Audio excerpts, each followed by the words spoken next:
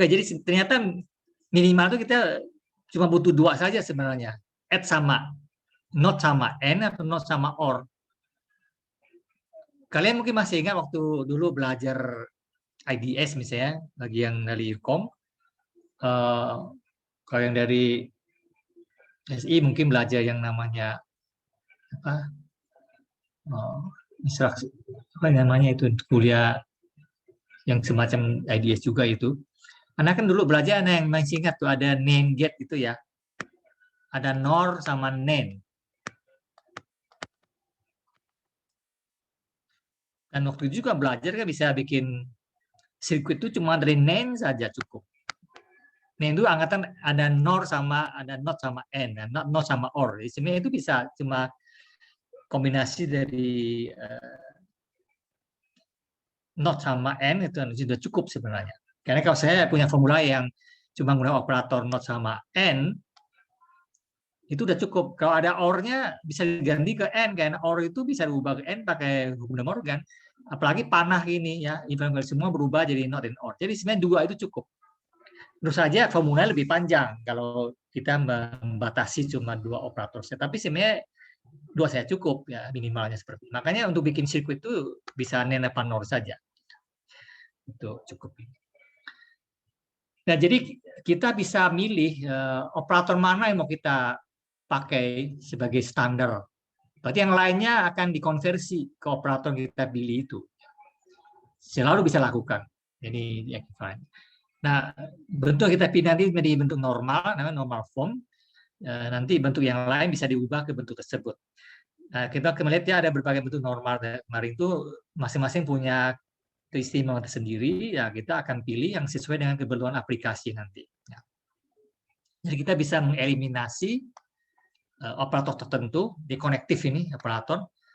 Misalnya saya nggak mau pakai N, semua N diubah ke OR bisa, atau semua OR diubah ke N bisa. Yang negasi nggak bisa dibuang tentu saja, ya. Negasinya masih ada. Nah, dengan mengubah ini terus dia formula tadinya agak pendek bisa mungkin agak lebih panjang ya, tetapi bisa lebih sederhana sehingga dalam arti operatornya sedikit ya. Jadi akan membuat nanti algoritma kita itu bisa lebih simple. Ada istilah yang mungkin juga udah Anda kenal waktu belajar IDS, itu ada maximum sama min term. Maximum itu adalah suatu literal atau disjunction dari literal. Jadi operator utamanya itu, kalau disjunction itu operator utamanya apa? N apa OR?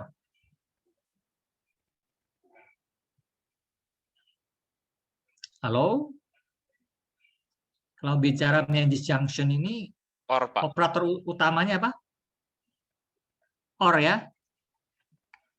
Nah, kalau conjunction itu operator utamanya adalah N. Nah, sekarang pertanyaan saya, untuk Anda dulu mungkin sudah belajar tentu saja di ADS itu, mengapa kalau disjunction itu disebut max term? Contoh max term itu misalnya A or not B, misalkan seperti itu. Ini contohnya. Terus misalnya or C. Ini kan pakai or, ini adalah suatu max term. Nah, kalau conjunction ini jadi min term, misalnya A, N, not B, N, C misalnya. Ini adalah disebut dengan min term, ya kan? Atau dulu di IDS mungkin di or ini kan diubah jadi plus gitu kan, plus not B plus C kan, di plus. Kalau ini dulu ini diubah jadi pakai apa? Titik ya, dijadikan. Terus B-nya mungkin ditulisnya pakai tanda bar di atas gitu kan. Ini kan artinya N, titik dulu atau tanpa titik malah. Terus seperti itu. Kalau OR itu max term ini. Ada yang bisa menjelaskan kenapa ada kata max sama min di sini? Max itu sebenarnya ya kata maksimum, minnya minimum. Apa hubungannya dengan max dan min di sini?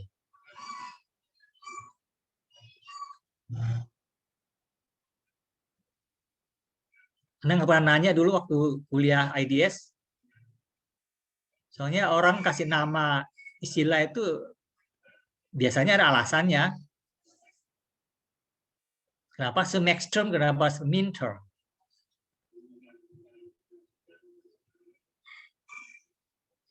Nggak pernah tanya gitu, nggak pernah curious kenapa seperti ini, atau nggak pernah dikasih tahu waktu itu. Karena mengetahui ini tuh bisa sangat membantu Anda untuk mengerti.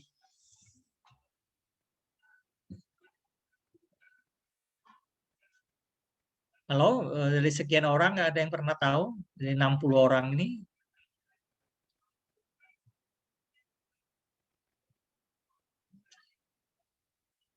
Oke, coba kita lihat ini ya. Ini struktur max term kan pakai or gitu. Nilai dari suatu max term itu, ya saya mau kasih tahu, nah bahwa ini adalah maksimum dari nilai dari masing-masing operan. Coba, kalau max term ini salah satunya ada yang nilainya true atau 1 gitu ya. Yang lainnya nilainya 0. Nilainya berapa ini totalnya? 1. Ya kan? True. Selama ada 1 saja operannya ini bernilai 1, maka nilai totalnya adalah 1. Itu maksimum dari operannya. Ya kan? Kalau semuanya 1, semuanya true ya nilainya true. Kalau 1 saja true, max term itu nilainya true. Jadi ya, kalau lihat ini maksimum dari operannya. Jadi sebenarnya kalau kita lihat secara umum itu A or B itu sama aja sebenarnya maksimum dari nilai A dan B. Betul nggak? Kasih max term kalau pakai or. Ya kalau A-nya 1, B-nya 1, nilainya 1. B-nya A-nya 0, B-nya 0, dua-duanya false, baru false. Ya kan? Kalau salah satunya 1 dengan 0, 0 sama 1, nilainya 1. Maka disebut. Terus kalau N, A, N, B, itu nilainya adalah minimum dari A dan B. Itu nggak coba lihat. Nah, kalau A yang 1, B yang 1, A, N, B kan 1. Tapi kalau salah satunya 0, kan jadi 0, jadi false. Kalau A-nya 1, B-nya 0, max-nya kan apa? N-nya kan jadi 0. Ya, jadi N itu minimum dari operannya. Betul nggak? Nah, kalau ini itu bentuk yang seperti ini namanya min term. Karena nilainya itu minimum dari operannya. Yang ini namanya max term karena nilainya maksimum dari operannya. Ya. Jadi kalian dari dulu nggak pernah ini ya, nggak pernah tahu ini. Dikasih tahu untuk belajar ini. Ini alasannya kenapa max term min term. Oke, jadi ini ada itu. Oke, ada komentar sampai di sini? Pertanyaan? Ya, jadi itu ya maximum min term ini yang kita lihat nanti berkaitan dengan normal form. Ini jadi semacam normal form sebenarnya maximum min term ini. Min term bisa Anda ubah ke max term bisa Anda ubah ke min term secara ekivalen itu. Anda tahu waktu di IDS dulu.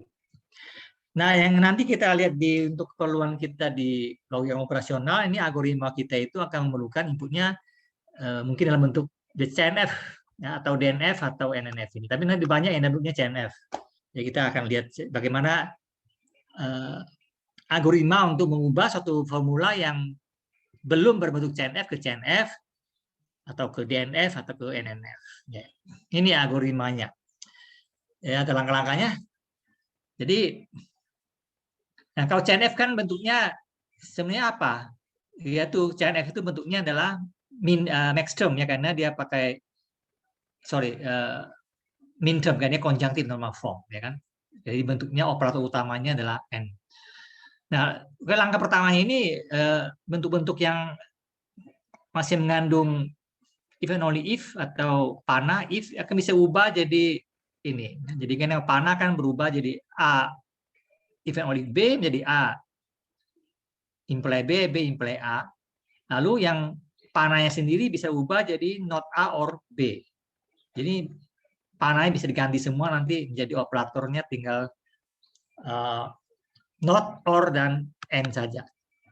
Pananya bisa hilang. Oke, setelah itu langkah 2 mungkin muncul ada negasi yang berturutan, itu bisa saja bisa ganti jadi ini saja. Kalau ada negasi dari N bisa menjadi ini pakai De Morgan, ya ini kan Anda tahu dari De Morgan. Ya, not A and B menjadi not A or B, jadi negasinya itu dipus ke dalam. Ya, jadi ini. Terus saja operatornya berubah, or menjadi N menjadi OR. Nah, sama di sini kita sudah menemukan suatu bentuk norma namanya negation normal form. Di semua operator not-nya, negasinya itu hanya diterapkan pada literal saja, pada apa bentuk formula atomik, tidak ada yang bentuknya di luar itu. Ya, jadi bentuknya lebih simpel, semua not itu hanya di depan atomik formula saja, tidak depan formula yang lebih rumit. Jadi negatif semua masuk. Itu namanya negation normal form. Jadi sudah bentuk NNF. Nah, kalau ini masih teruskan, kita akan menemukan CNF. Ya. Setelah kita punya tadi NNF, untuk CNF, ini CNF sudah ingat operator utamanya adalah ini conjunctive normal form, jadi bentuk operator utamanya kan N. Jadi kalau saya masih butuhnya bentuk seperti ini, ini operator utamanya apa?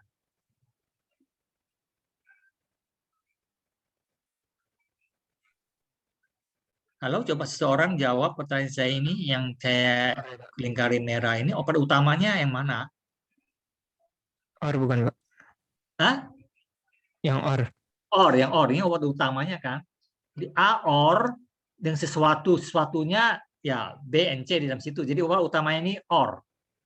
Sedangkan kita maunya conjunctive normal form ini operator utamanya adalah N. Oleh karena itu kita mesti ubah ke yang sebelah kanan ini. Ini kan setelah distributif kan A or B and C itu bisa menjadi A or B. Ini A-nya didistribusikan kepada B dan didistribusikan kepada C kan. Hingga operator utamanya jadi berubah jadi N. Jadi A or B and A or C. Jadi masuk ke dalam sini. Jadi didistribusikan.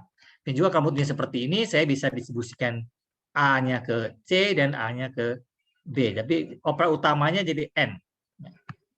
Jadi ini menunjuk ke CNF-nya. Ya, jadi ini bentuk seperti itu. Oke, jadi dengan menerapkan langkah ini, saya menemukan bentuk CNF. Nah, setelah kita bentuknya seperti ini, masih bisa disimpulkan, sebenarnya bisa disederhanakan, karena setelah saya bentuk seperti ini, bisa ketemu mungkin nanti misalnya ini kan ada OR. Kalau Anda ketemu bentuknya kebetulan C-nya adalah not A gitu misalnya, bisa nggak disimpulkan jadi apa ini? Misalnya C-nya ternyata bentuknya adalah not A. Ya kan, not A or A kan ini kan jadi apa? True, Pak. Jadi true. Karena sesuatu and true. Jadi Sesuatunya, Pak. Ya, jadi bisa dibuang jadinya kan. Jadi ini nanti kita setelah sampai di tahap ini kita lihat apakah ada literal yang munculnya berlawanan seperti ini, bisa dibuang aja clause-nya ini apa bagian sininya. Ya, kalau ada true keluar dibuang. Itulah sifat istimewanya CNF itu. Jadi kita bisa menyimpulkan, menjerhanakan itu. Syukur-syukur semuanya ketemu jadi true semua, ya seluruh termnya jadi true sederhananya. Jadi itu memudahkan. Ya, jadi langkah 4 itu adalah penyederhanaan. Jadi kalau ketemu ada P not P bisa jadi true. Ini juga ada lagi, ini katanya operatornya kan N ya. Kalau Anda menemukan ada suatu bentuk operan N-nya ini, terus satunya lagi ada N or B, maka yang B-nya ini bisa hilang.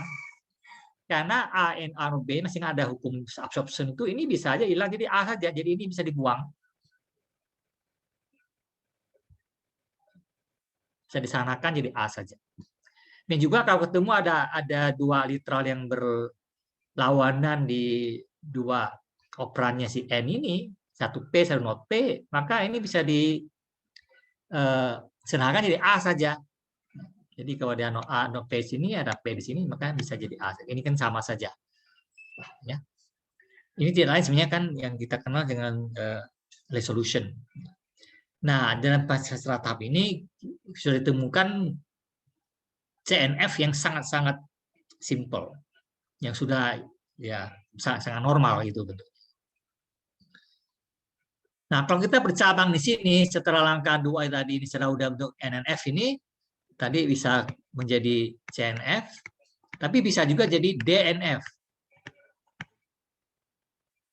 Kalau tadi kan CNF itu conjunction yang menjadi operator utama. Ini adalah yang disjunctionnya yang operator utama. Jadi kita bisa pilih nanti mau di-push ke dalamnya itu nanti menjadi operator utamanya lah N atau OR. Kalau operator utamanya N, maka menjadi CNF. Kalau operator utamanya OR, menjadi DNF. Ya. Di serat 3 ini ketika menuju ke CNF, kita operator utamanya adalah N. Nah, kalau yang DNF, ini aksen 3 aksen, 4 aksen, itu operator utamanya adalah OR. Jadi bisa, ini kan tadi kan distribusi ini, jadi sekarang kita pakai, kalau ini ketemu N di sini, kita maunya operator utamanya OR, ya ini kita distribusikan ke dalam sehingga nanti muncul operator utamanya OR. Demikian juga di sebelah ini. Ya, jadi ketemu yang DNF. Ya. Oke, jadi itu adalah langkah-langkah algoritmanya. Formula apapun dalam bentuk proporsi logiknya yang menggunakan konektif and or panah segala macam itu bisa diubah ke CNF atau DNF. Ini sebagai contoh, ini adalah sebuah formula yang cukup terkenal, nggak tahu ini namanya Peirce Law. Ini PQPP ya, ini PQ, P imply Q duluan, kemudian diimply ke P, diimply ke P lagi. Ternyata ini tautologi ya. Caranya supaya kita ubah ini ke CNF. Nah, CNF kan gimana cara? Pertama, semua panah diganti tadi ya. Panah ganti, masih ingat panah itu kalau A.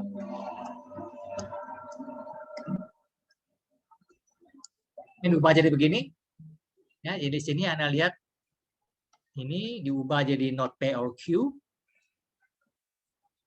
Terus ini panahnya sendiri ini diubah jadi not dari ini or P. Terakhir yang ini diubah jadi not ini or P. Jadi ini menghilangkan tadi langkah 1 tadi, mengeliminasi tanda panah. Sekarang udah nggak ada tanda panah. Berikutnya kan negasi di push in. Ya, negasinya harus di dalam, ini masih ada negasi di luar, masih kita masukkan. Ya ini kan negasi, terus ada negasi-negasi ini kita push in pakai, lihat ini water utamanya ini ada negasi ini terapkan pada sesuatu or ini. Jadi kalau negasi ini pakai De Morgan, ini negasi dari ini jadi N, ya ini N ini ubah jadi N dan not P. Nah, lalu ini ketemu N berturut-turut, ini bisa dihilang jadi ini. Nah, sampai di sini Anda lihat sudah bentuknya NNF, negation normal form, karena negasi hanya berlaku pada literal saja, pada atomiknya, ini literal negatif. Sudah ini, tapi ini belum CNF maupun DNF ya. Kita mau ke CNF, jadi akan push opera utamanya jadi N ya. Nah, ini Anda lihat kita push ini yang mana pakai ini dulu ya. Ini disjunction-nya ke dalam. Ini kan operator utamanya OR ini, kita mesti ubah ini supaya masuk ke dalam. Jadi P-nya yang mesti didistribusikan. Ini kan udah ada N-nya di sini. Jadi ini mesti didistribusikan ke sini, ini didistribusikan ke sini. Ya, jadi OR, jadi not P or Q or P, dan bawah ini not P or P. Ya, udah masuk ke dalam sini. Sekarang ini sudah bentuknya CNF. Opera utamanya adalah N, sisanya ini semuanya OR. Lalu ketemu ini kan masih tadi not P ketemu P, ini kan jadi true.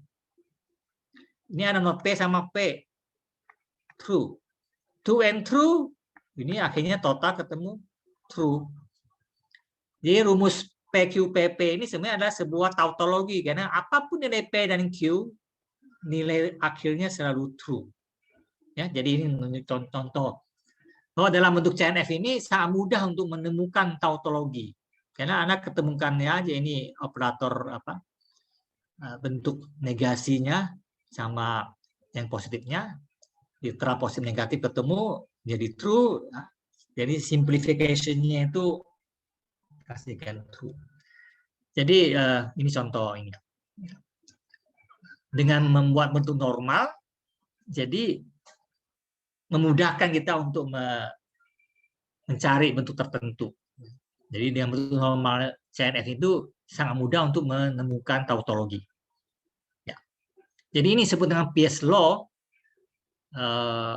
yang pada dasarnya adalah sebuah tautologi. Ya, apapun nilai P dan Q, rumusnya ini selalu sama dengan true. Oke, apakah ada pertanyaan sampai sini?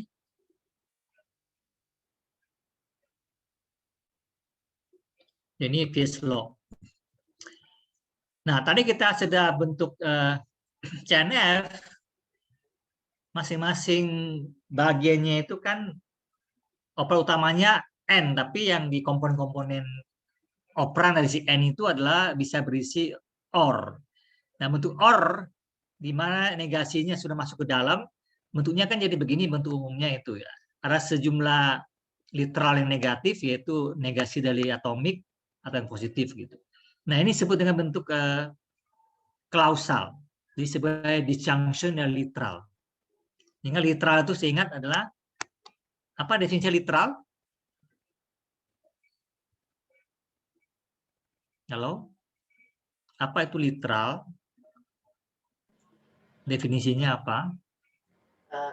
Itu Pak, suatu atomic proposition atau negasi darinya Pak. Ya betul ya, atomic deposition atau negasinya. Jadi berarti variabel atau negasinya variabel, yaitu adalah literal. Jadi sini bentuknya cuma seperti itu. Maka kita untuk menyederhanakan penulisan kadang kita cuma operator OR-nya nggak ditulis, tapi dituliskannya dalam bentuk himpunan, ya pakai tanda kurawal, kemudian diganti koma saja. Karena kalau OR kan urutannya nggak masalah kan, ini mau yang mana lebih duluan, jadi makanya hubungan jadi set saja. Jadi hubungannya jadi set. Himpunan dan operator O-nya dibuang. Jadi ini bentuk klausalnya bisa ditulis seperti ini. Terus kalau kita mau kembalikan ke bentuk panah, sebenarnya ini menjadi suatu implication yang sangat gampang untuk dilihat. Yang semuanya yang literal negatif itu sebenarnya menjadi antecedent yang mengimply, ya, yang positif itu yang jadi yang implikannya yang diimply itu. Jadi ini yang disebut dengan notasi Kowarski. Tidak lain nanti yang dipakai kalau Anda ngambil kuliah logic programming, ini bentuk yang dipakai di prolog seperti itu. Ya. Jadi jika maka ya ini sebagai fakta, nanti ini yang mengimply apa, itu yang hasil barunya. Jadi saya ingin menurunkan L, saya mesti turunkan K dulu. Jadi kalau K-nya ketemu, maka bisa lalu kita temukan L. Jadi K menemukan L. Nah, yang K semua itu yang merupakan berasal dari yang literal negatif, yang L itu yang positif. Nah, ini juga disebut dengan bentuk klausal. Nah, kalau K-nya ini yang sebelah kiri ini, boleh banyak ya mengimply sesuatu. Ada yang disebut dengan definite. Gimana nih? Di bawahnya tidak jelas, nggak kelihatan nggak ya? Kelihatan kan ya? Itu sebagai definite atau Horn clause ya. Kalau N-nya cuma satu. Jadi kalau yang positifnya cuma satu, ini N-nya cuma satu. Jadi kayak saya bisa punya banyak ini imply ke satu saja literalnya, maka ini disebut dengan Horn clause. Ini maksimum 1.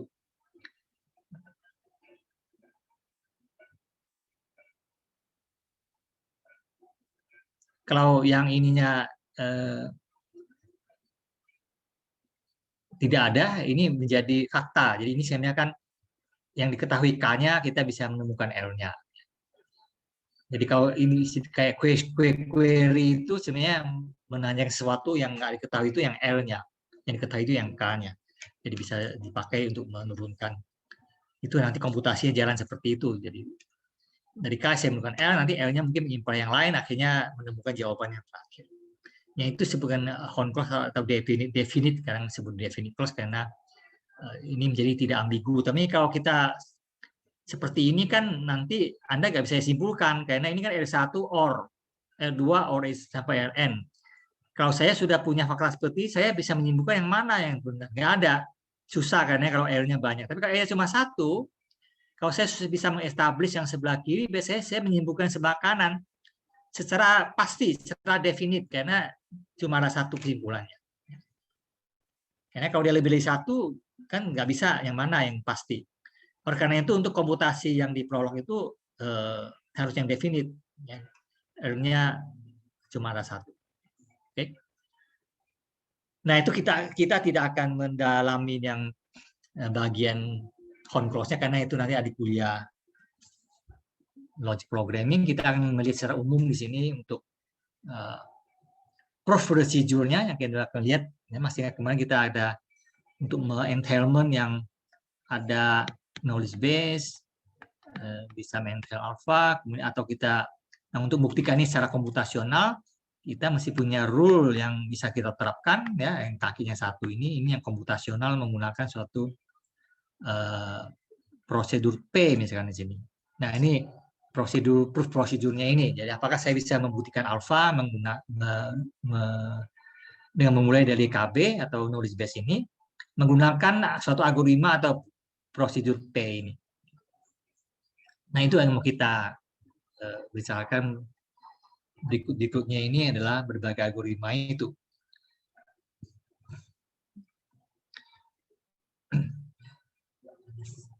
Secara mendasar kita tahu kita bisa periksa apakah suatu formula tautologi apa tidak dengan cara memeriksa semua kemungkinan nilai variabelnya, kan misalnya ada 3 variabel, maka kita perlu periksa ada berapa kasus 2 pangkat 3 8 gitu kan. Jadi pakai true table kayak yang kita lihat.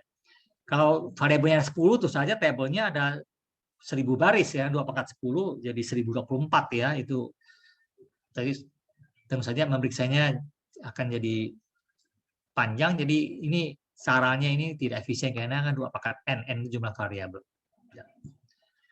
Ini cara kita meriksa ini kan setiap variabel itu dikasih nilai kombinasi yang mungkin true atau false, semua dicoba ya, true atau false. Itu kan diinterpretasi. Jadi ini katakan yang pembentuk approach yang semantik karena kita melihatnya dari nilai variabelnya benar-benar dikasih nilai true atau false di dunia nyata. Nanti kita akan belajar yang proof teoretik ini yang manipulasi simbol saja ya, tanpa perlu kasih nilai true atau false dulu ke variabelnya secara simbolik. Itu yang pendekatan nanti yang algoritmik proof teoretik. Nah, disebut dengan bentuk sintaktik ya, kita akan lihat ini. Jadi untuk komputasional lebih memudahkan dan nanti juga lebih efisien, kita akan mendekatinya dari syntactic approach, yaitu hanya dia dari simbol saja tanpa perlu memberi nilai interpretasi yang tadi true false semua gitu. Ya, itu ya akan bisa menyederhanakan.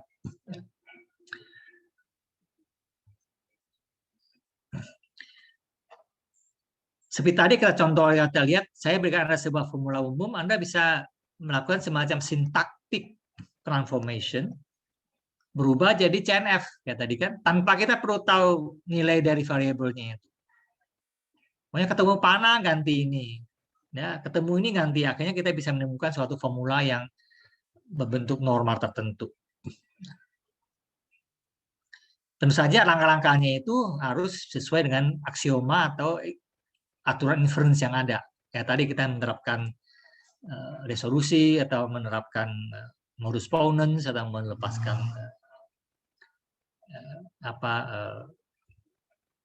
tautologi tertentu. Nah, seperti saya 2 kali menyebutkan, ini di computational logic ini kita selain melihat transformasi yang berlaku ini juga kita akan bertanya efisien apa tidak, seberapa cepat, seberapa besar memori yang dibutuhkan. Jadi bicara efisiensi dari segi penggunaan, ya dari segi komputasi secara umum. Nah, kadang-kadang malah secara umum itu bentuk formula yang mau kita peroleh ini, apakah dia itu satisfiable apa tidak, itu Anda tahu ada salah satu bentuk yang disebut dengan problem NP complete. Nah, sedikit summary ini, Anda mungkin sedang ngambil DAA. Problem NP complete itu problem yang kalau dikasih jawabannya, itu mengecek jawabannya itu gampang. Tapi kalau belum ada jawabannya, mencari jawabannya sebenarnya susah. Contohnya, memfaktorkan bilangan. Saya kasih Anda semua bilangan yang sangat besar. Bilangannya besar sekali gitu. Bagaimana memfaktorkan di 2 bilangan, misalnya bilangannya jadi A kali A1 kali A2. Gitu. Difaktorkan jadi 2 ini. Kalau ini bilangan sangat besar, memfaktorkan itu susah. Tapi kalau saya kasih tahu Anda faktornya, ngecek apa betul ini sama dengan B, tinggal dikalikan saja. Nah, mengalihkan itu efisien ya, banyak bukan pekerjaan yang susah tapi gampang. Ini sirkuit dasar komputasi bisa melakukan. Jadi contohnya ini faktorisasi ini adalah contoh problem yang NP complete. Faktorisasi. Kalau saya kasih Anda satu faktornya, ngeceknya gampang, dikalikan saja, sama nggak dengan bilangan itu sendiri. Tapi kalau saya cuma kasih Anda bilangan ini, untuk cari faktornya itu susah. Nah, itu namanya NP complete. Jadi problem-problem seperti ini yang susah mendapatkan jawaban, tapi kalau ngecek jawaban gampang. Ya. Itu kayak duit. Nyari duit gampang, tapi kalau pakai duit nyari duit susah, tapi menggunakan duit gampang. Nah, itu NP complete. Kira-kira seperti itu. Kalau sudah tersedia, ngeceknya gampang makanya. Tapi kalau belum ada, nyarinya susah. Itu NP complete. Nah, satu hal lain lagi adalah problem-problem yang masuk di sini itu satu sama lain itu mirip. Anda tahu problem-problem seperti ini sampai sekarang ini belum ketemu ada algoritma efisien untuk mencari jawabannya itu. Kalau seandainya ada salah satu saja problem di kelompok ini ditemukan sih algoritma yang efisien, maka algoritma tersebut bisa dipakai untuk semua yang lainnya. Ya, itu keistimewaannya di sini itu. Nah, sampai sekarang sih belum ada ini algoritma efisien untuk problem NP complete. Karena ada satu saja problem NP complete yang sudah ada solusi yang efisien, maka solusi itu bisa dipakai buat yang problem-problem lainnya. Itu keistimewaannya ini. Jadi sampai sekarang banyak problem NP complete ini yang memang muncul di banyak aplikasi, tapi orang tidak bisa belum bisa menemukan algoritma yang efisiennya. Tapi secara teoritis itu tidak bisa mengatakan nggak ada. Orang masih mencari itu. Nah, untuk kita di sini, untuk problem logic ini, termasuk problem yang kita nanti diberikan suatu formula proposisional, ngecek formula ini satisfiable apa enggak, itu termasuk di NP complete ini. Artinya sampai sekarang belum ada algoritma yang efisien untuk itu. Oleh itu akan dicari pendekatan yang mudah-mudahan bisa cukup praktis di secara real dunia real ini. Jadi Anda lihat tadi secara fundamental kan algoritma itu eksponensial nih n, kalau variabelnya banyak ini jelas tidak efisien. Jadi nggak ada lagi ini yang algoritma yang lebih efisien untuk solve problem satisfiability ini kecuali Anda cek semua variabelnya. Tapi kalau variabelnya cuma 3 ya gampang ya, cuma 8 kasus. Tapi kalau variabelnya untuk keperluan yang di dunia nyata itu bisa sampai ribuan variabel, nggak mungkin pakai dicek satu-satu ini. Jadi perlu pendekatan yang lebih praktis. Nah, itu yang akan kita pelajari berikut ini untuk melakukan proof procedure yang Pendekatannya itu nggak bisa semantik kayak true table dengan ngecek semua variabel, tapi harus secara sintaktik yang menggunakan aksioma-aksioma yang ada.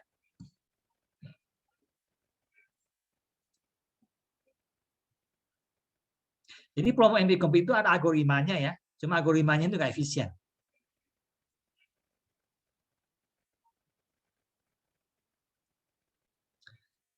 Nah, satu algoritma akan kita pelajari ini, dan juga nanti akan menjadi tugas kelompok Anda akan mengimplementkan algoritma ini, DPLL, ya, ditemukan oleh 4 orang namanya Davis, Putnam, Rochman, dan Loveland. Ini singkat dari DPLL. Algoritma ini sebenarnya sudah cukup lama, ditemukannya pada tahun 60-an. Nah, waktu itu belum ada komputer, belum efisien seperti sekarang ini. Jadi waktu itu orang belum menyadari betapa hebatnya algoritma ini. Tapi belakangan baru ditemukan itu bisa dipakai untuk men-solve satisfiable problem dengan cukup efisien untuk dipakai di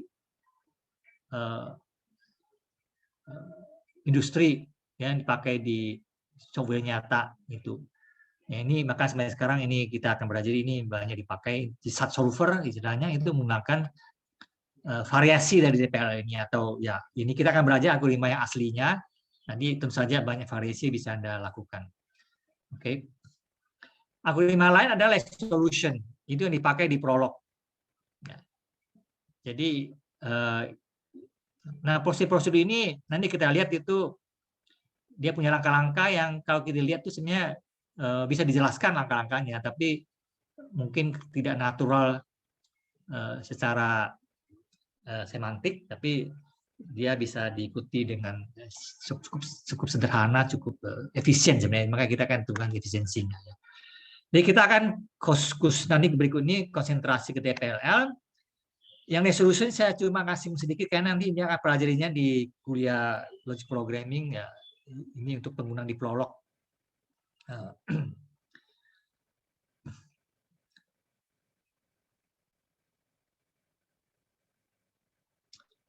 Nah, kedua, prosedur formal ini, DPLM maupun resolution ini memerlukan inputnya harus dalam bentuk CNF. Ya, ini dia. Jadi, requirement-nya adalah bahwa input ke algoritma DPLM maupun resolution ini harus sudah bentuk CNF. Jadi, kalau bentuk belum CNF, ya harus diubah dulu ke CNF, baru bisa menjalankan algoritmanya. Oke, jadi itu syarat-syaratnya. Dan baik resolution maupun DPLL ini akan menggunakan pendekatan yang disebut dengan pendekatan kontradiksi. Jadi cara kita membuktikan sesuatu adalah asumsikan dulu kalau sesuatunya itu tidak benar, terus diturunkan kontradiksi. Berarti asumsi semulanya salah, jadi yang benarnya bahwa formula tersebut itu true. Ya, misalnya saya membuktikan bahwa alfa itu true, maka saya akan memulainya dengan negasi dari alfa. Nanti akan dari situ nanti diturunkan ketidakkonsistenan, maka berarti yang benarnya ada alfanya. Nah, itulah cara buktikannya, itu kontradiksi cara.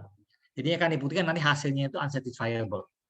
Unsatisfiable itu kan formulanya nggak bisa dibikin true, selalu false itu. Sebaliknya yang benar. Jadi formula semulanya divalid. Nah, cara pembuktian yang seperti ini itu disebut dengan refutation. Jadi untuk merefute adalah set of clauses, saya ingin buktikan set of clauses ini adalah sesuatu yang satisfiable misalnya. Saya merefute dia dengan asumsikan dia itu tidak satisfiable. Oke. Tapi dengan asumsi yang kebalikan ini nanti kita akan menemukan inkonsistensi. Nah, kalau ketemu berarti cross semulanya itu harusnya benar, satisfiable. Nah, proses ini disebut refutation. Jadi merefute itu mengasumsikan yang mau dibuktikan tidak benar, lalu diturunkan inkonsistensi. Ingat ya, inkonsistensi itu adalah suatu formula yang nggak bisa dibikin true, ya. Ini nggak pernah konsisten. Misalnya Anda menemukan ada not A, and A misalnya. Ini contohnya, kan nggak mungkin true kan ini. Kalau A-nya false, ini true tapi ini false. Kalau A-nya true, ini false, ini true. And kan nggak mungkin ya. Jadi ini contoh inkonsistensi. Jadi suatu clause yang suatu formula nggak bisa dibikin true, itu kan konsisten, tidak bisa disatisfy. Jadi baik resolution maupun DPLL itu pendekatannya ada refutation. Jadi mengasumsikan kebalikan yang mau dibuktikan kemudian diturunkan inkonsistensi.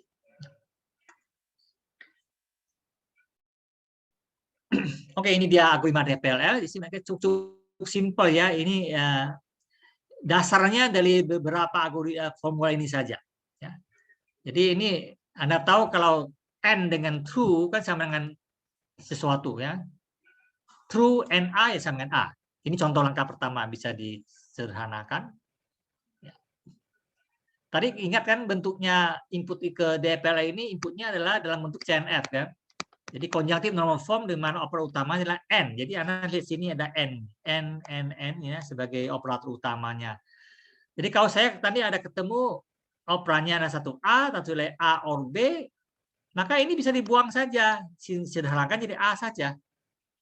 Ya, jadi ada A or B ketemu dengan NA, maka A saja. B-nya bisa hilang. Nah, kalau AA ketemu clause lainnya ini ada negasinya yang A, maka si negasi A-nya bisa dibuang dengan A and B saja. Jadi ini bisa dibuang. Ya, ini simple ya, alias ini ketemu ada A, terus ada yang lainnya not A or B, maka not A ini bisa dibuang. Nah, kadang-kadang kita punya formula yang belum kelihatan simplifikasinya seperti apa, belum ketemu untuk ini, maka kadang perlu di blow up dulu, maksudnya diuraikan dulu, dipecahkan dulu, sehingga keluar komponen-komponennya yang lebih jelas kelihatan. Nah, ini caranya seperti ini. Saya punya satu formula supaya nanti bisa melanjutkan langkah komputasinya, kita perlu ganti A dengan ini. Jadi saya sengaja si A-nya itu di-N-kan dengan B dan di-N-kan dengan not B. Nah, ini secara logik Anda bisa periksa, ini sebenarnya kan ekuivalen. Jadi A and B or A and not B sama dengan A. Tapi ini sengaja kita nanti introduksi memasukkan B yang bisa membantu kita untuk menyelesaikan masalah.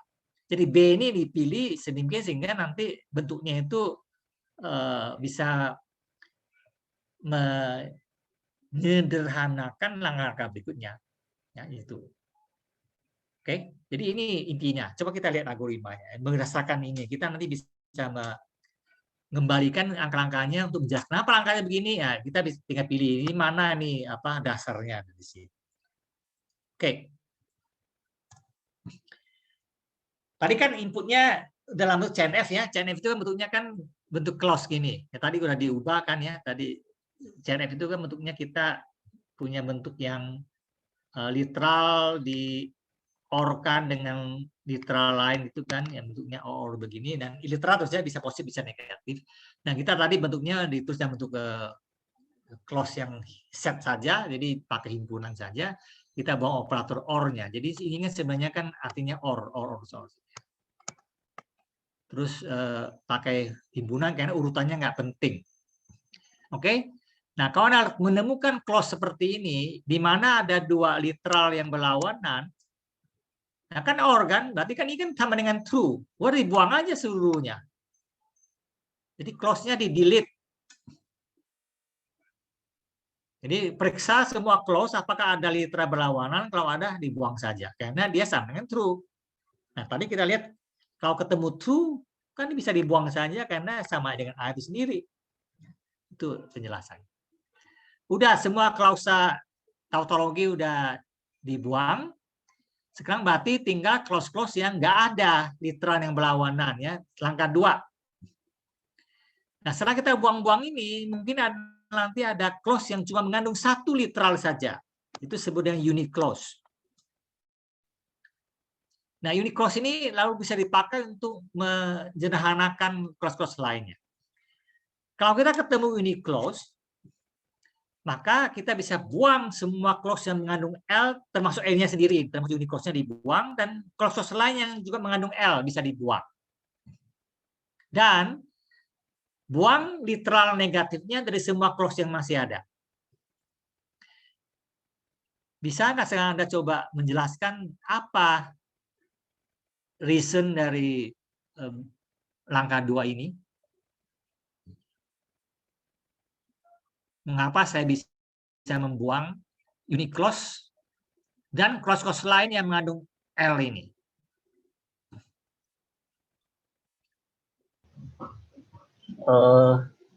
Karena ini Pak, Ya.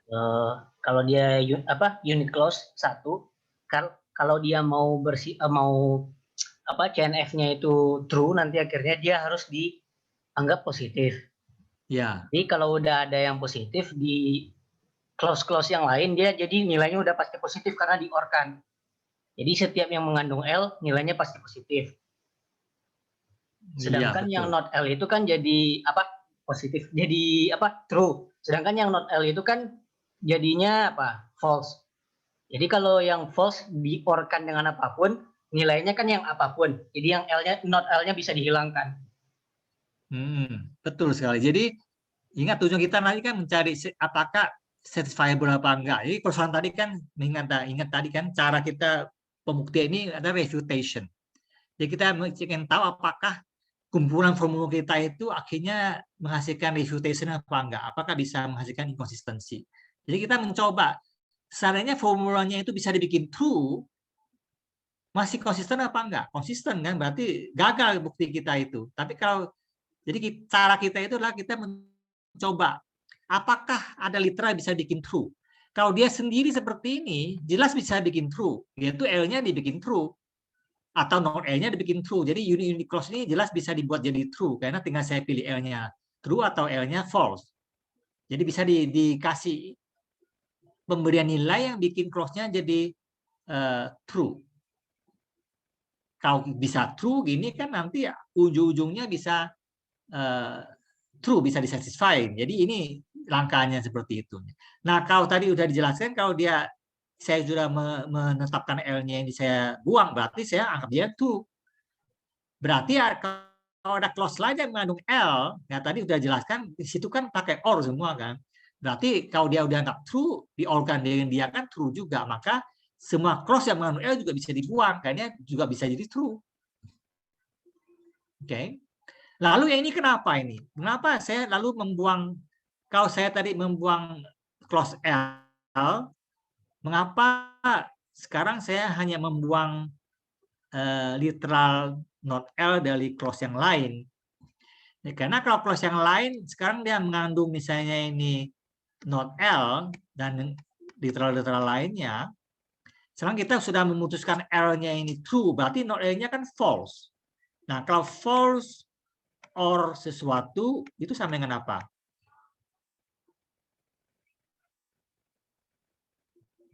Ini kan or kan, yang sini kan, ya ini or ini literal, ini yang dalam satu clause ini.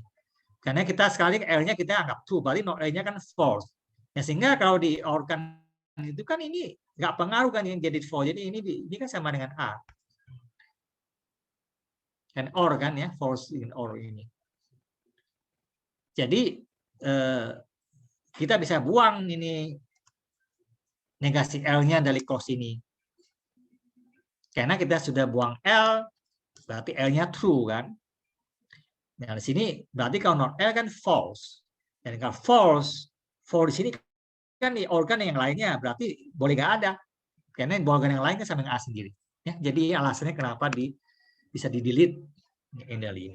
Nah, ini setelah ini langkah ini selesai, diulang-ulang lagi ini ya, di-repeat sampai nggak ada lagi unique clause-nya. Kayak unique clause-nya bisa banyak. Jadi ulang-ulang terus sampai nggak ada unique clause-nya. Syukur-syukur sudah habis semua ya, selesai algoritmanya. Tapi ini ya. Jadi langkah 2 seperti itu. Langkah 3 berarti kalau sampai langkah 3 unique clause-nya sudah nggak ada.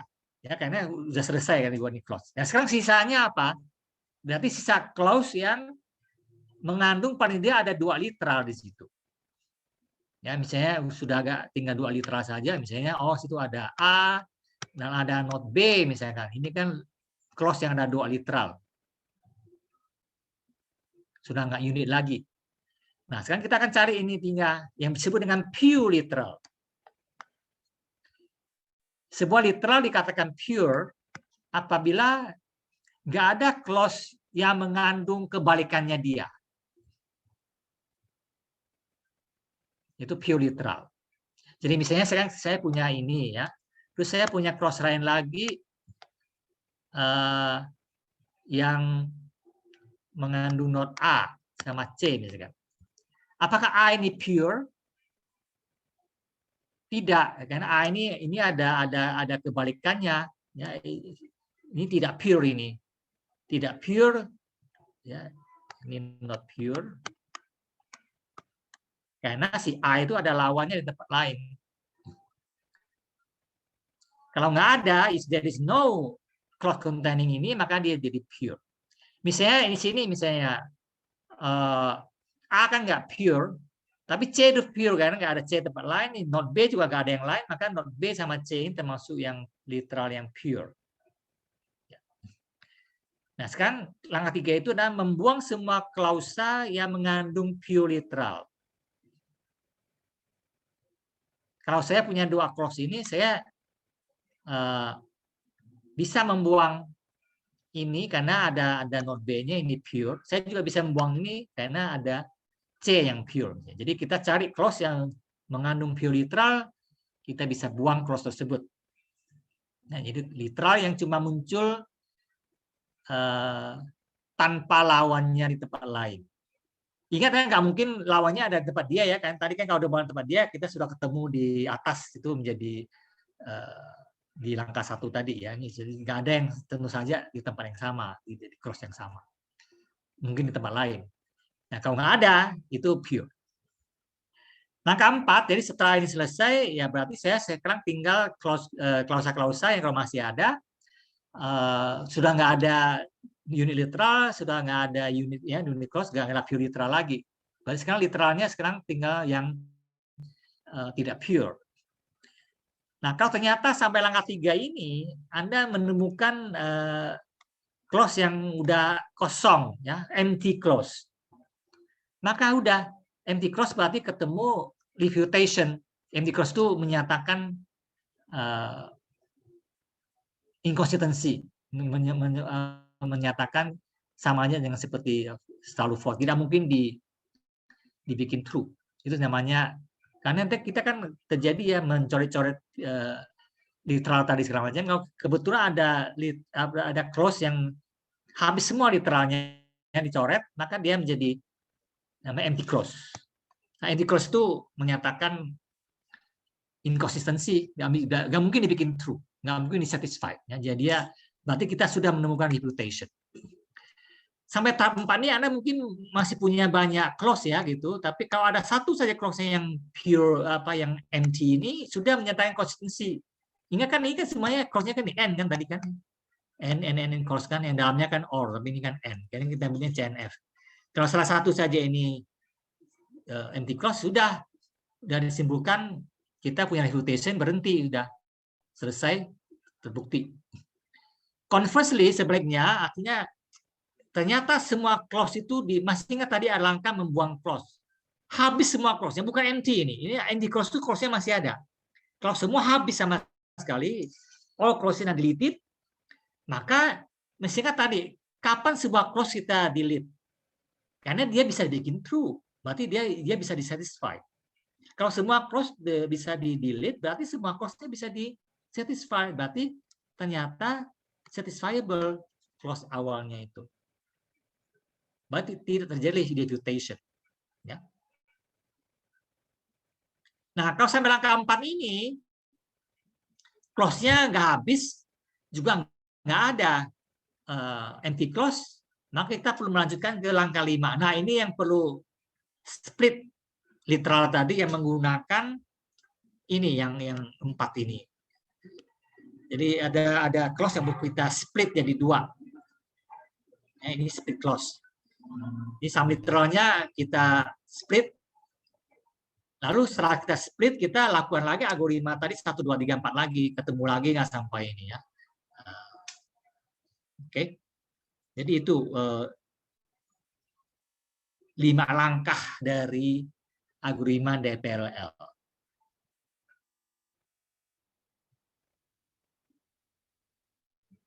Coba kita cari contoh sedikit satu ini mungkin secara cepat nanti kita akan lihat detail latihan lagi. Ini contoh simple ini ya. Sekarang saya kasih Anda ini kita sudah ada bentuk CNF ini bentuknya. CNF ini kan sebenarnya kan ini clausa ini kan sebenarnya artinya kan not Q or R kan. Lalu ini kan di N kan dengan ini kan N ini kan N ini kan sebenarnya udah close ini. Jadi saya punya sekarang 1 2 3 4 5 6 close. Mau kita coba apakah himpunan close ini satisfiable apa tidak. Oke, pertama kita lakukan algoritma DPL. Langkah pertama kita lihat tidak ada unique clause, ya, no unique clause karena semua mengandung minimal ada 2 literal di sini. Jadi dia tidak unique clause. Juga nggak ada pure literal. Ya. Ini not Q ada Q-nya di sini kebalikannya. Jadi nggak pure. Kalau pure kan nggak kebalikannya nggak muncul gitu kan.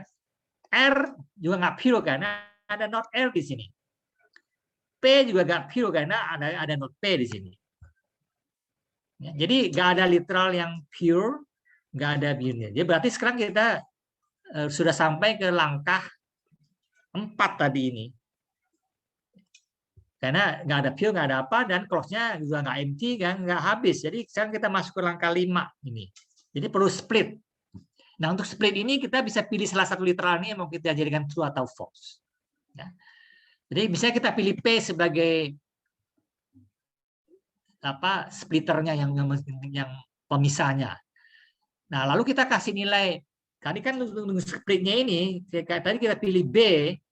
Kan pertama kita pilih B atau not B menurut dua-duanya digabung dengan clause kita pecah jadi 2. Nah ini sebenarnya ini 2 kasus ini.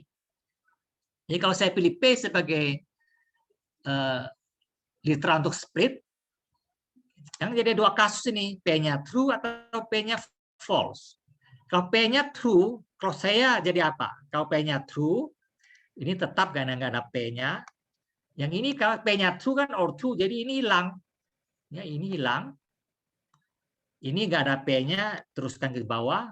Ini kan P-nya true, ini kan jadi not true, kan jadi false. Jadi ini bisa, karena di OR kan, jadi hilang. Ini jadi QR. PQ, ini tadi P-nya true, jadi ini kan jadi true, hilang. Ini P-nya tadi true, no P to false, false or not Q, jadi Q. Ya, jadi ini P-nya true, kita jadikan dapat ini. Nah, kalau P-nya false, ya sekarang P-nya false, dapatkan lagi di bawah ini kasusnya Anda coba terapkan. Ini kalau P-nya false, ini tetap, ini jadi R, ini tetap. Ini kan P-nya false, jadi not P jadi true, ini hilang. P-nya false, jadi tinggal Q.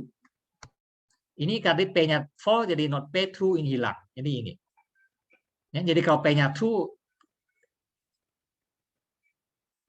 formula kita semula jadi ini, kalau dia false jadi ini ya. Sekarang udah itu sampai ini, jangan lagi langkah 1, 2, 3, 4 itu. Nah, sekarang kita ketemu setelah ini Anda lihat kan jadi lebih sederhana. Ketemu ini apa ini? Unit clause. Ya, kan unit clause kan dibuang dan buang semua clause yang ada unit clause-nya. Berarti ini juga dibuang. Ini dibuang dan buang literal kebalikannya ini dibuang. Dapatkan R. Ini dibuang, dapatkan R. Nah, sekarang ketemu lagi ini unit R. Unit R ini kan dibuang. Dan buang literal yang berlanjutan. Nah, ini ketemunya ini sebenarnya sama aja dengan ini notasinya ya, sama dengan empty clause. Ketemu empty clause ini. Ya, berhenti.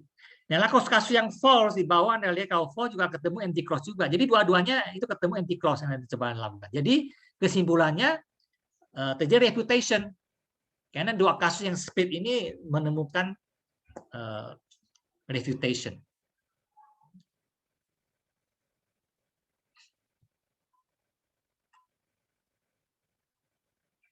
Oke, jadi ini kesimpulannya formula tadi ini unsatisfiable, ya, terjadi refutation.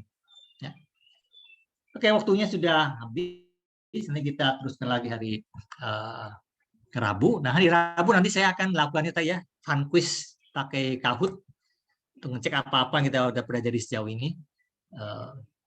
Nanti Anda berlomba untuk mendapatkan juara. Oke, apakah ada pertanyaan? Nah, nanti sudah saya sebutkan ya di awal, mungkin ada yang datang telat atau belum dengar tadi di